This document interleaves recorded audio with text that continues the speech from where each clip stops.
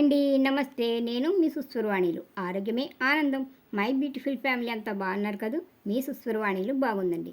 ఇది వర్షాకాలం. వానలు బాగా కురిసినా కురవకపోయినా ఇల్లు చుట్టూ పరిసరాలు ఎంత శుభ్రంగా ఉంచుకున్నా సీజనల్ వ్యాధులైన జలుబు, దగ్గు, వైరల్ ఫీవర్లు, వాటికి తోడు చాలా ఇళ్లలో డెంగ్యూ, చికెన్ గున్యా లాంటి చాలా బాధాకరమైన జ్వరాలు తోడవుతున్నాయి.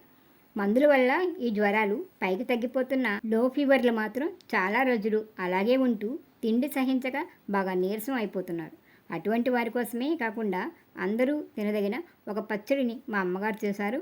ఆ పచ్చడి ఏమిటో, ఎలా చేయాలో ముందు చూసేయండి.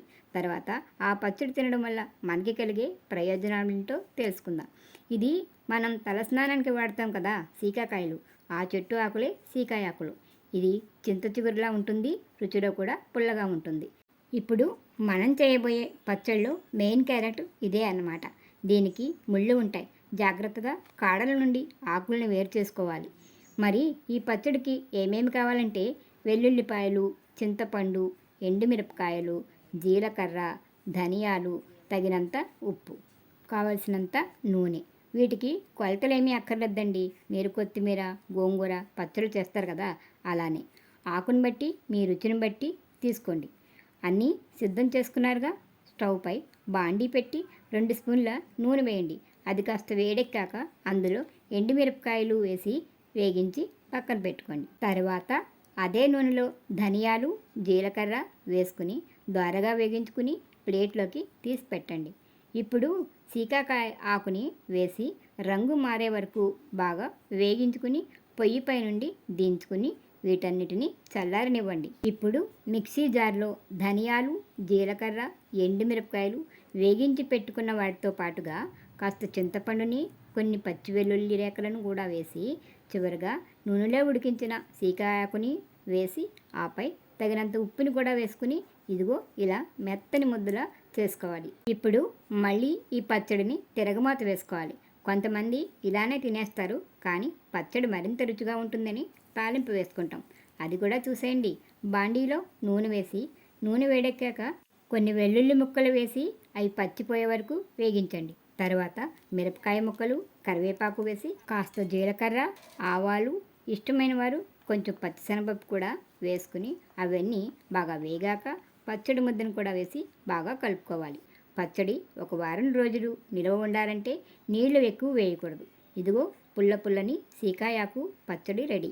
ఈ పచ్చడి చింత చిగురు, గోంగూరలానే ఉంటుంది.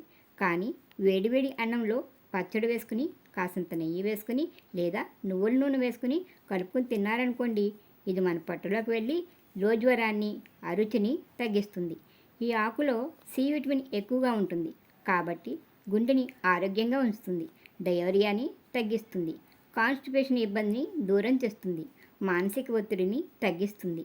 తల వెంట్రుకలు ఒత్తుగా ఆరోగ్యంగా పెరగడానికి సహాయపడుతుంది. గ్యాస్ట్రిక్ సమస్యలు తగ్గుతాయి. బ్యాడ్ కొలెస్ట్రాల్ కరుగుతుంది.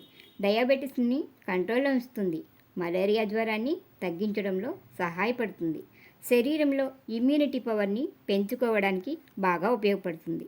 వానాకాలంలో వచ్చే సీజనల్ వ్యాధుల్ని తగ్గించడంలో బాగా ఉపయోగపడుతుంది. ఆకలి లేని వారికి ఆకలి పుట్టిస్తుంది. పిల్లలకు కూడా చాలా మంచిది. ఈ ఆకుని చింత చిగురు పప్పు, గోంగూర పప్పులా కూడా చేసుకోవచ్చు. ఎలా చేసుకుని తిన్నా రుచిగానే ఉంటుంది. మేము దీన్ని పచ్చడిగా చేసుకుంటాం. ఆకుకూరలు అమ్మేవాళ్ళ దగ్గర ఉంటుంది. ఒక్కసారి ట్రై చేసి చూడండి. సీకాయాకుని ఇప్పటికే వాడుతున్న వాళ్ళు ఎలా చేస్తున్నారో కామెంట్ పెట్టండి, తెలుసుకుందాం. సీకాకాయలు జుట్టుకి ఎంత మేలు చేస్తాయో సీకాయ ఆకులు పొట్టకి అంత మేలు చేస్తుంది. తక్కువలో ఎక్కువ ఆరోగ్యాన్ని ఇచ్చే ఇటువంటి వాటిని అస్సలు వదిలిపెట్టకూడదు కదా, ఏమంటారు? వీడియో నచ్చితే లైక్ ఇచ్చి వీడియోని మరింత మంది చూసే అవకాశాన్ని ఇవ్వండి. ఛానల్ని సబ్స్క్రైబ్ చేసి వీడియోని మీ మిత్రులకి షేర్ చేసి మీ ఫ్రెండ్స్ అండ్ ఫ్యామిలీస్లో సుస్వరవాణిలు అనే చిన్న మాటని స్ప్రెడ్ చేయండి. మరొక వీడియోతో మళ్ళీ కలుసుకుందాం. అంతవరకు సెలవు మరి. నమస్తే.